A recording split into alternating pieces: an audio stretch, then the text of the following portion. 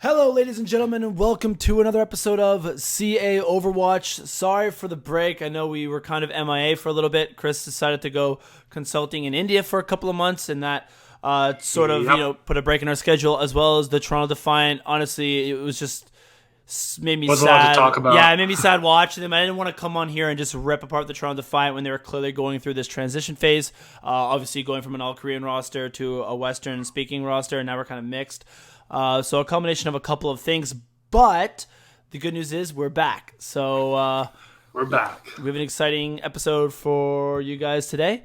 Most importantly, going over the most recent week of the Toronto Defiant schedule, where we played the Florida Mayhem as well as the Seoul Dynasty.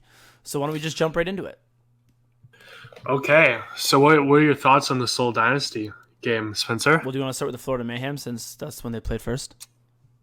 Yep, you're right. Let's start with the Florida Mayhem. Getting back into this. Okay, Yeah. let's go. It's all good, yeah. I mean, in my opinion, there's not a whole bunch to say. I mean, obviously, it's unfortunate that we played Florida Mayhem twice in the stage that they're actually really good at. If you had told me this 2 stages ago that we would lose the Florida Mayhem, I'd be pretty upset. But given that they actually seem to be pretty good, and Saya player is like apparently a god.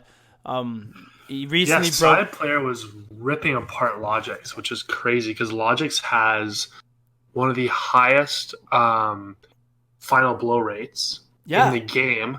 But Saya player, I think his final blow rate, Logix is 52% overall, which is the highest in the Overwatch League. But Saya player, when he was playing us, had a 70% final blow rate. So Saya player, Florida Mayhem, I believe it was on Sunday or Saturday, I forget which day, but they played the Houston Outlaws. He actually set the record on most final blows for a map with 42. He had 42 final blows. He had 15 as Widowmaker and 23, if that math is right. Whatever the math is, 20. I don't know. I think it's 15 and 23 as May. So yeah, Saya player dunked on Logix. That was the biggest takeaway to me because I mean Logix has lost Widow duels before, but I've never seen him get dunked on like that. Like that was impressive by what Saya player was able to do. So that was really my biggest takeaway. Yeah, it's interesting. Like, did they just pick this guy up? I'm not even sure about the background of Saya player. I mean, I never really followed Florida Mayhem too closely. Obviously, they were at the bottom of the league, and I have no relation to them. But yeah, he's clearly coming. He's coming on as being one of the premier DPS players in this league right now with 222 and the way the meta's going. Like, and that's not even any. Incredible. Of course, it's not even any diss to Logix because Logix is low key definitely one of the best players in the Overwatch League right now. I mean, this guy.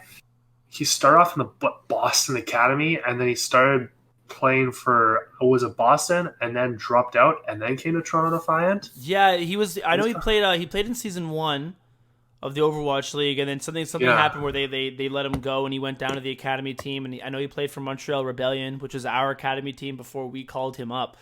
So obviously, I think we have 4 players now from Mangachu, Logix. I'm not sure if actually Mangachu play with Sharky? Montreal or not. Sherrick and Gods all play for the Montreal. I'm not sure exactly how to pronounce it, but Sharky, Sherrick, yes. But yeah, whatever the coordinators say. So, what are your thoughts on those people? Like, what are you thinking about God, Sherrick, Mangachu?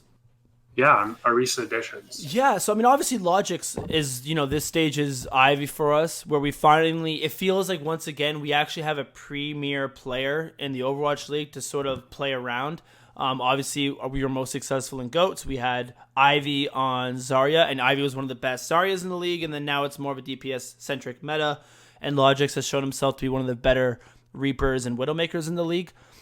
So he's been a fantastic pickup. I love Mangachu as a player, especially since he's Canadian, right? Like let's just get that off the bat. I'm looking forward to seeing him at the World Cup. Huge Mangachu fan. He's always had a very unique player pool, so I like having him on the team because in case it does ever go into a Doomfist sort of meta, Torbjorn obviously he's known for, has a really good Pharah. He can definitely step up. I'm not fully in love with his May. It's good. I don't know if it's upper echelon in the Overwatch League. Especially when we try to run double sniper and he switches over to the Hanzo. I'm not, there's definitely better double snipers out there than him on the Hanzo. There's a couple points when we tried to dive in and Mangachu was on the Genji And I was like, ooh, that was really cringy seeing him on the Genji, especially when you have like an Ivy in your back pocket, and there's so many good Genjis in the Overwatch League.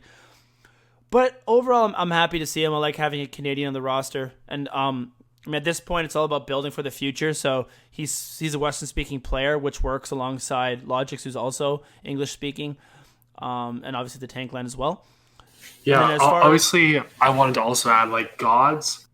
I like this guy. He has one of the highest alt eating rates in the league.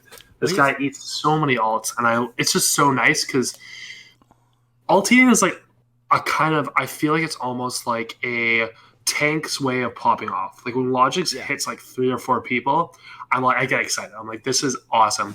And then the only way I can get excited for, main tanks is if they get us, or off tanks if they get like a great alt, like a diva bomb that's like 4K or something, or if they pull Logix and eat an alt. And even that's something to get super, super like excited about. Yeah, and even the diva alts, usually it's like a team sort of thing, right? You very rarely can like just solo diva alt somebody successfully. It's fairly rare. Usually it's like an EMP bomb or a grab bomb, something like that. But yeah, eating the alts is a pure individualistic play. You're right. It's like, I just outplayed you, right? I saw the May come up. I know she's going to drop Blizzard. Boom. I think he has the record for most alts eaten in one map. I think that is Gods. So yeah, I'm a huge fan of Gods. I think his hog isn't the best, but now that the meta at least seems to be it's being called 222 goats. Seems to be actually the diva coming in place of the hog because May and Reaper are so aggressive. And he's a fantastic diva. So, and he obviously adds a lot of flexibility as a player. So, Gods and Logix, I think, is incredible. I like Mangachu, although I wouldn't say I'm in love with it. The same way that I think Gods and Logix are here to stay. Sherrick's good.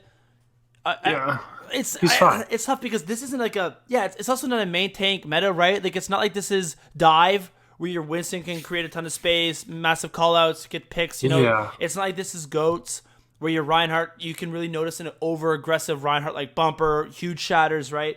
This isn't really a main tank carry sort of meta. I wouldn't say he feeds, although I forget one of his most recent games, either the Florida Mayhem one or the Philly Fusion one. I was like, I thought he fed. I thought that was the first time I was like, oh, Sherrick's feeding. Like, oh, he's actually like not playing well. But other than that, I think he's good. And if his communication and his chemistry with Gods transitions over from Unshell Rebellion, and then I'm okay with that, and I'm excited to see if the meta does shift, especially with I was going to say introduction with Sigma, but that won't happen in time. But, moving into Season 3, I'm okay with it. I find the biggest part of the roster that I want to speak about, I mean, actually, you can give me your thoughts first. I kind of spoke there and didn't give you time to talk. Well, just to add on to that, Sharky it's really hard to just gauge whether he's any good right now. Obviously, it's really nice to see. It's really nice to see, especially because Gods is a better diva, to see like diva being more meta than hog. Mm-hmm. No, that helps us for sure too. Yeah, exactly. And I think it was a quote from Your Overwatch that I found the other day, and they basically said the reason, obviously, Halt Hook is like a great, nice combo. Yeah. But with our brawling type of Maze and Reapers. Mm-hmm. Halt Hook doesn't have time to like set up an actual proper Halt Hook before main Reaper has closed that distance and just destroyed the two. Exactly. So you need the diva to be able to, negate some of that Reaper and May damage when they've closed that distance, and that's why you've got your diva in there instead of the Roadhog. And Defense Matrix is never not going to be good, right? Yeah, it's she's been nerfed.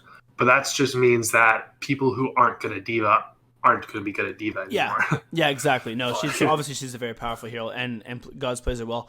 I think there's the two main things I want to talk about the roster moving forward in Season 3, and it's going to be extremely interesting to see where this goes, is we have 4 English-speaking players and 2 Korean on the back line, right? So it's the tank line and the DPS duo are both English-speaking, and our support duo of Aid and Neko is Korean speaking. So the first thing is going to be what do we do with that moving forward? Do we just simply try to work on the comms to make this work? Because Neko was our from the original 6, Even Aid had his time on the bench, but since the original 6, Neko has been the most consistent player on this roster. From when we first signed all the players to where we are now, even Aid had his time in a couple stages where he was on the bench. Yeah. Neko always started. He's still a really good support player, right? He still has moments where he pops off. He obviously has a ton of experience on this stage. Aid is more expendable, but I actually I think he's been playing well, especially on the Baptiste, as Baptiste has become more meta. So I don't have any problem with their talents individually. I just wonder if there is communication issues and if that's going to change moving forward, if we move towards an all English-speaking roster. And then if we do, what do we do with Aid and Neko? Yeah, exactly. I was going to say that I originally thought in the first 3 stages that Aid was quite an invisible guy. Mm-hmm. You know, we didn't really see him make any big plays, and he didn't really feed a lot, and obviously there wasn't a lot of press on him that much, and not a lot of promotion on him. But I seen him definitely do an upscale and uptick in his performance. Yeah. I remember there's against Seoul Dynasty the other day, it was a Volskaya second point where Aid literally clutched out the team fight, which gave us a win. Yeah. He got like a good flank. He got, I think, their Reaper, and then booped the Anna off the high ground to negate all of her value. And that was it was just a great play by Ivy. And it was just like, okay, so this guy's getting a little better. And it's crazy because they're playing him on Lucio over Roki. Yeah. Who was playing Lucio for all of stage 1 and 2. Yeah, no, I don't know what happened. But I don't think either of us. I mean, again, me personally was never the biggest fan of Roki in terms of just his pure talent. So and you also notice him. He clearly has he must have a better hit scan because Roki was known for Mercy and Lucio, right, which are 2 not really hit scan centric heroes. So when Baptiste sort of became into the meta, I think that's why they have Aid, because his Baptiste against Shanghai Dragon was fantastic. That's one of the reasons why we won. They spent the entire map trying to deal with Aid's Baptiste, and he played it fantastically, and we were able to pull out the victory. So, yeah, I think they're going to stick to a mixed roster, and I think they're just going to have to work on comms. Yeah. And realistically, one of the reasons why we've been doing so bad in stage 2 and 3 and not great in stage 4, even though it's better, is because we're going through this big change. And we have to completely get used to comms. Yeah. That's just a thing that was never a problem before and is now a big problem. And we're going to have pretty much a year to get over it now, which is great. Mm-hmm. Mm-hmm. No. Yeah. I wonder what the offseason is going to be like, because so you're of the position that. So I was just thinking, I was in my head because I just realized I think I actually did the video wrong for this, but that's fine. We'll deal with that later. So you're of the position. Nice. It's been so long, I forgot. We're experiencing technical difficulties here. Yeah, I put in the corner because that's why I want it to be on the video, but I think it's fine. Not important. So you're of the position that we maintain the current 6, and we just simply try to improve the communication issues, as opposed to we use some of our Korean-speaking assets and go out and try to acquire somebody else. Yeah, I think we've done kind of enough roster changes in acquiring. There's always going to be this period where we need to have the team start to jam together, get to know each other, build personal relationships, start to really kind of know each other's playing styles so we can develop different synergies. And I don't think that we need I don't think more roster changes are going to help that. I think we've got what we can get so far. Yeah. We've got different people being good at different roles. Aid was great for stage 1, stage 2, and now he is completely off. Now maybe because he's not playing as well. Sorry, wait, who you said Aid? Sorry, not Aid. Oh my gosh, not Ash. Aid. Roki, Ivy, Yaokong, Ivy. Yes. Wow. Ivy. So I was like, so we're gonna. So I was thinking of Asher. No. I'm okay. Ivy. So Ivy was obviously right in the pretty much our carry person in stage 1. Yeah. And then he kind of dropped off and he isn't playing a lot now. But that doesn't mean he's not good. Maybe he's just not playing as well in scrims, but that doesn't mean he's not good. It just means that we have hero-specific players, which I think is good because as the meta shifts up, we still have people we can rotate in and have play. I don't think, personally, I don't think Ivy's benching has anything to do with this play. I think his Hanzo is fantastic. His Genji is really good. His Pharah is really good. Obviously, he can play Zarya, which now that it's 2-2-2 isn't as important. I think the problem was the communication issues. We didn't really have a really good Korean hit scan. I'm 37 never really worked out the way people hoped that he would. It became very, very clear very early that Logix was the go-to guy, and then you notice that Ivy was caught out of position sometime because of his communication. I think what they were trying to do was to have the duos in 2-2-2 all speak the same language to try to mitigate that communication issue. So it's like, yeah, we have 2 Korean speakers in a 6-man roster, but the 2 Korean speakers are the support duos, right? That's why there was a couple times at the beginning where Yakpong was playing with gods and we looked horrible. Like, we looked so bad with Yakpong playing with gods just because Yakpong fed as it was when he was playing with Ivy and Envy, let alone when he now had communication to worry about on top of that.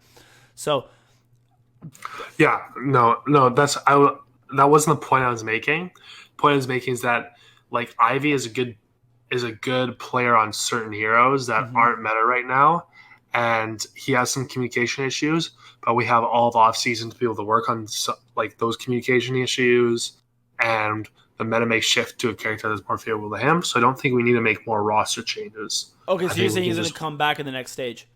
Not necessarily. I'm just saying we don't need to make more roster changes because he fills a potential gap in our roster. Okay. He's not useful now, but he may be useful in the future. Yeah, I think I'm more... I kind of get what you're saying because Ivy does have such potential. Like, I understand why you would take that, even though I do think that I think Ivy could slot in from a pure talent perspective. I think we're in agreement that the communication is what holds him back. Yeah. But I look at him more. I look at him more as an asset as opposed to a bench player who's waiting for his hero pool to come into the meta. Like, I don't know if it does become a Genji. But then you probably do want... I don't know. If it becomes a Genji Hanzo meta, right? Ivy's perfect for it. But do you not just trade Ivy and try to get a Western-speaking player who can play projectile at a high level? Like, you're able to do it with Logix. Is there not somebody else out there that you can get so that way you don't have to worry about the communication issues? You could just swap somebody. Because Ivy has value. Like, there's got to be a team out there that wants and is willing to pay for Ivy and is willing to trade somebody who speaks English, who's like there's a couple teams that went from Western-speaking rosters to Korean-speaking rosters. There are some teams that are currently mixed. Like, I'm sure you can go out there and sell that to other teams and get a projectile player in there.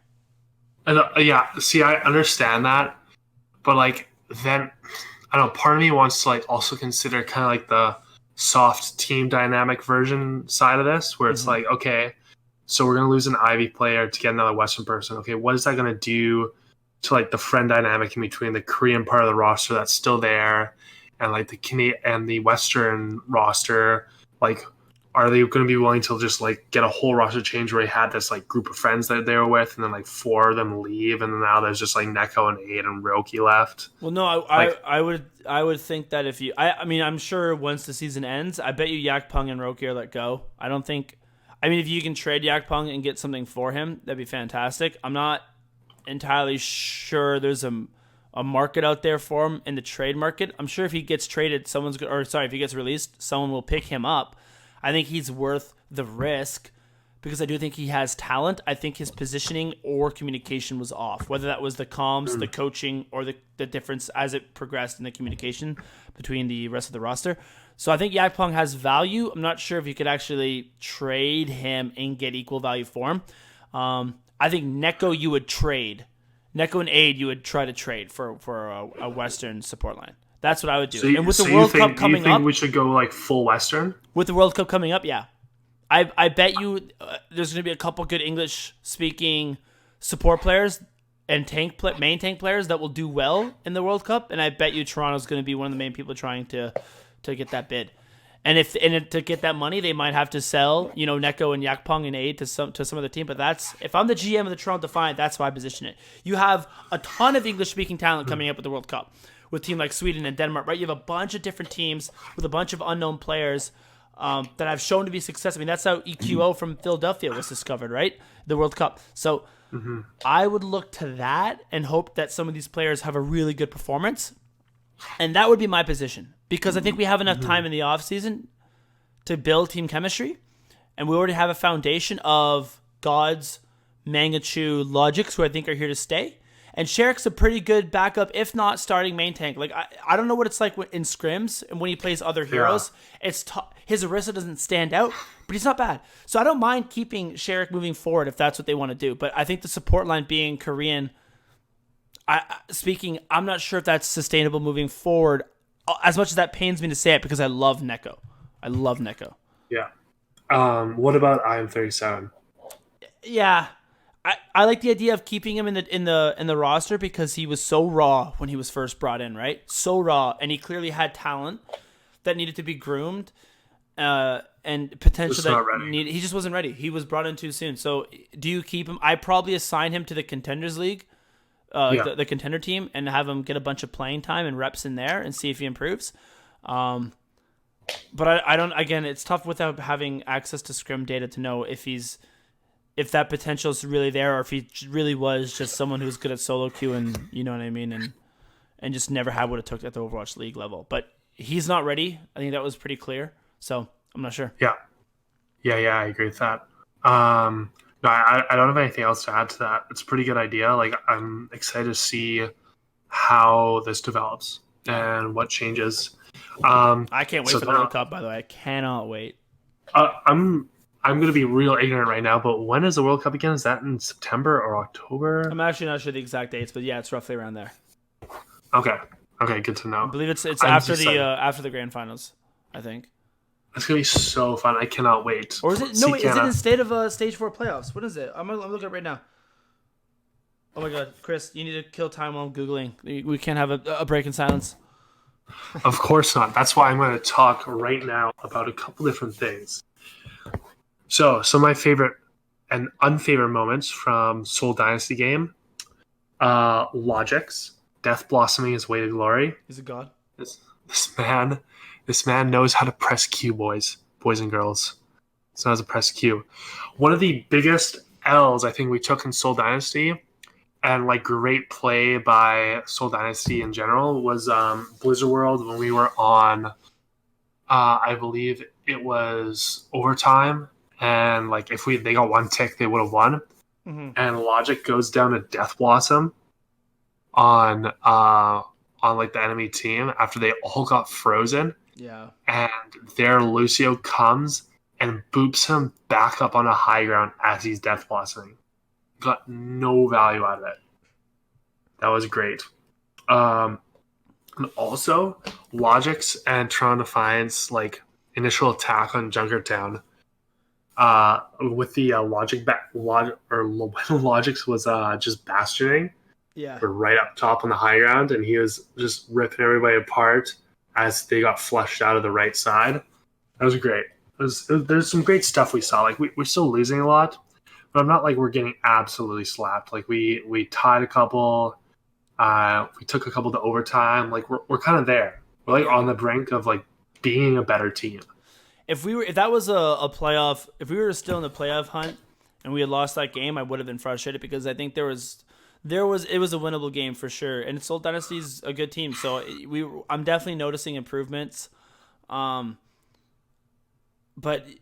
yeah, it was that's what I have to say. It's tough to be too upset with the loss and to break it down too much because we are sort of experimenting and we are sort of trying, not really different comps, but it's a pretty new meta, 2-2-2-2, 2-2-2-2, different roster. So overall, yeah, there's good things about the game. I would have been a little bit frustrated. I probably would have had some more to say if we were still in playoff contention. But considering that the season's over, you have to be happy with the performances that we're putting together. And it's November. So, I think it's early November is when the World Cup is. Early? Oh, that's a while away. It's BlizzCon. Man. I should have known that it was BlizzCon. Yeah, true. That makes sense. Okay, so do you want to talk a little bit about 222? Yeah, I mean we're at the. I lost track of the time. I think we're at like 25-minute mark. 25-minute mark. Yeah. So we can do a quick 222. 2. Yeah. 2. Do you want to talk about this from like the competitive perspective or from just a casual Overwatch? I have some comments on this. Yeah. And idea. So obviously 2-2 rule lock is absolutely crucial to maintain the Overwatch community. Like it is, I am so excited to play this, and I obviously think it's a great thing for Overwatch. Yeah. But I think that seeing 2-2 and I guess especially double sniper, less so the May Reaper meta, Goats meta we kind of have right now, kind of sucks compared to actual Goats. Like I enjoy watching Goats more than especially double sniper. Yeah. Less so May Reaper meta, but I still enjoy watching Goats more. And that's because my theory on this is that the team dynamics and teamwork that you see in Goats versus the teamwork that you see in like 2-2-2 metas is more nuanced and harder to understand as a casual player.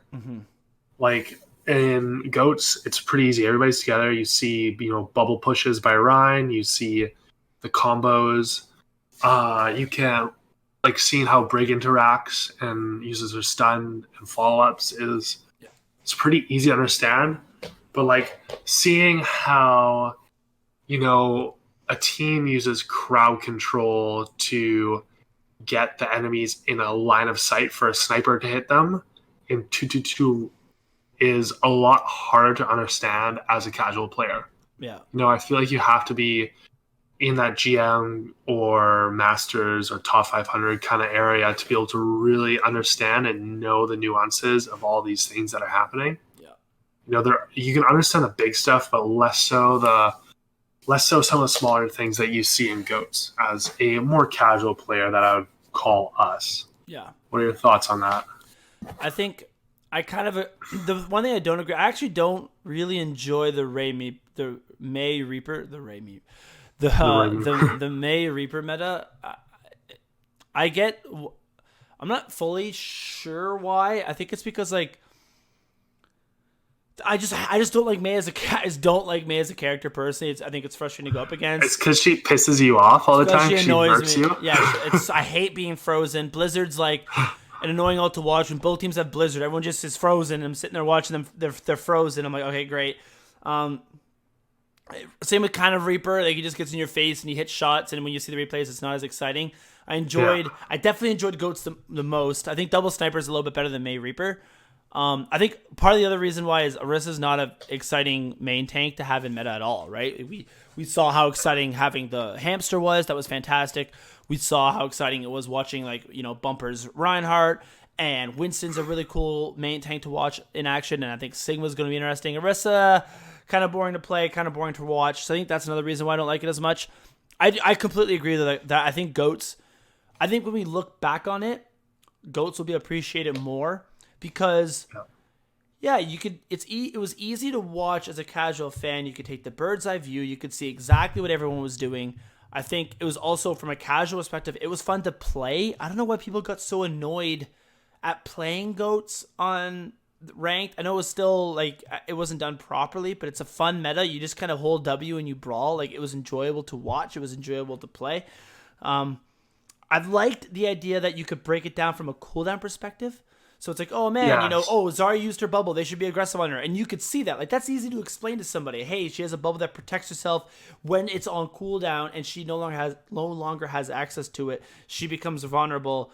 You can push her and take advantage of that. So from the casual's perspective, it was fantastic. The problem with Double Sniper is also I don't know how we lose fights sometimes. It's annoying. I'm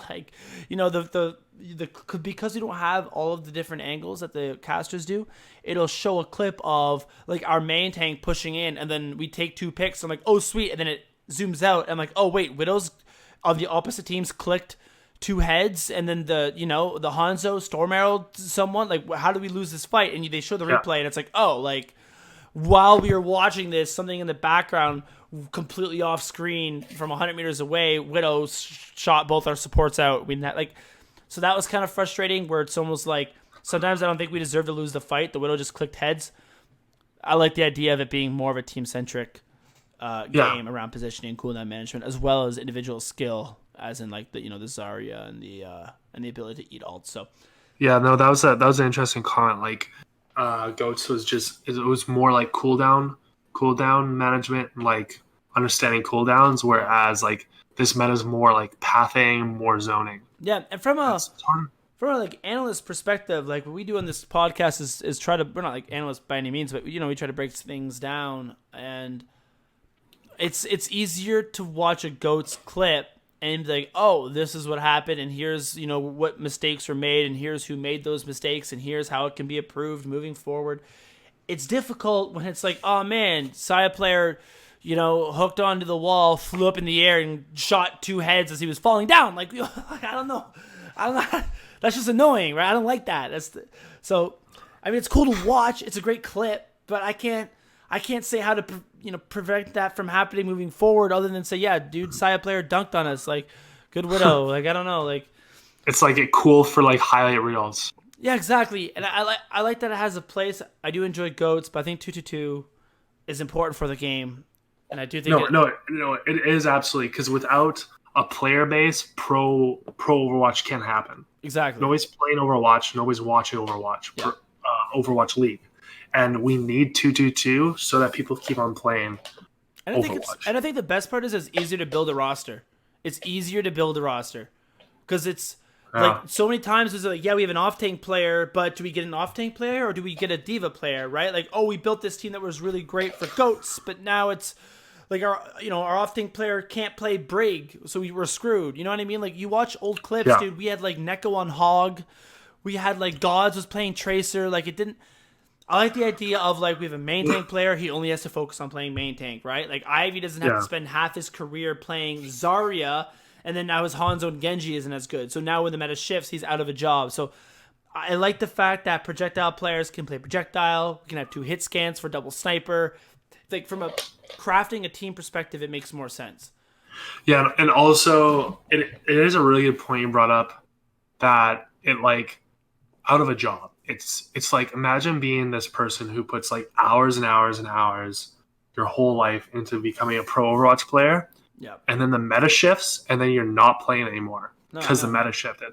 Like, that is so silly. We have to have like a stable kind of meta where like everybody who works their ass off to get into Overwatch League knows that they're going to be able to play with what they worked for when they get there. Yeah. Also, something that people aren't taught, they're like, oh man, quad DPS was so fun to watch, right, when that happened. But I don't like the idea that the teams that win are the teams whose flex supports can swap to Widow the best. Like, you know what I mean? Like, it was like, oh man, we lost a couple times because we went up against I forget the guy's name, but one of the flex supports has a really good Roadhog, and like Neko doesn't, and we lose. But that's not fair because Neko's not supposed to have a good Roadhog. Neko's supposed to have a good Zenyatta. Like, I want to see Neko play Zenyatta.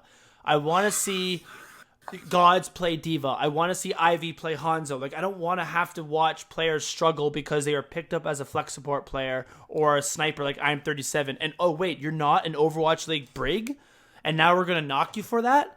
Like, IM37's first sort of being shown to the world was him throwing on Brig because he's not a Brig player. We didn't pick him up to be a Brig player. Like, so I'm happy that we can finally craft a team where you're gonna have 2 healers. We're gonna see the best healers in the world play healers. We're gonna see the best hit scan and DPS players in the world play DPS, and we're gonna see the best tank players in the world play tank. That's something I don't think is being talked about a lot. But I like that. I think that helps us. Selfishly, I think it makes us better, but I think it is healthier for the league overall. Yeah, no, that's a good point to bring up, and I have nothing to add. I think it's a tough thing. It's got to happen, but ain't all positives. Yeah. Okay, so I mean, we're at 35-minute mark. Is there anything else you wanted to sort of include in this, or do you want to just sort of call it? I think we're good. I think we had a good discussion. Yeah, I think so too. I think we'll have another one, obviously, next week to sort of close out the stage. We'll definitely have some podcasts coming up leading up to the World Cup for sure. I think we're both going to be excited about that. Could probably have one or two about the grand finals, even though Defiant isn't in it. It's still going to be interesting Overwatch, especially when Sigma comes into the play. And any off-season acquisitions that come up, we'll talk about. Yeah, we'll probably still have we'll definitely still have like podcasts just to sum up like news bits and like stuff that comes up when it does. But I don't know if a whole lot of like big stuff is going to come up after Sigma's being released because it's all happening now. I think there'll be a lot of patch changes. I think Reaper May is not. I think the reason Reaper May are strong now is because they were sort of patched to deal buffed with goats. To deal with goats, right? To deal with a 3-3-3 meta or not a 3-3-3, a 3-3 meta. So it's like, how do we make Reaper strong enough to have him being picked over D.Va or Zarya in this composition? Whereas now it's like, now he's just really good. Because we're forced to play 2-2-2 and you can't sort of counter him the way that you want to counter him. You can't have enough healing to sustain the damage he puts out. So I think it's going to be interesting. I think there's going to be a ton of patch changes in the offseason. Okay, yeah, you're actually right. It's going to be like who's strong, who's weak, like which tanks work in 2-2-2, which tanks don't. So we'll see. We'll see what happens moving forward. I don't know if there's going to be video to this.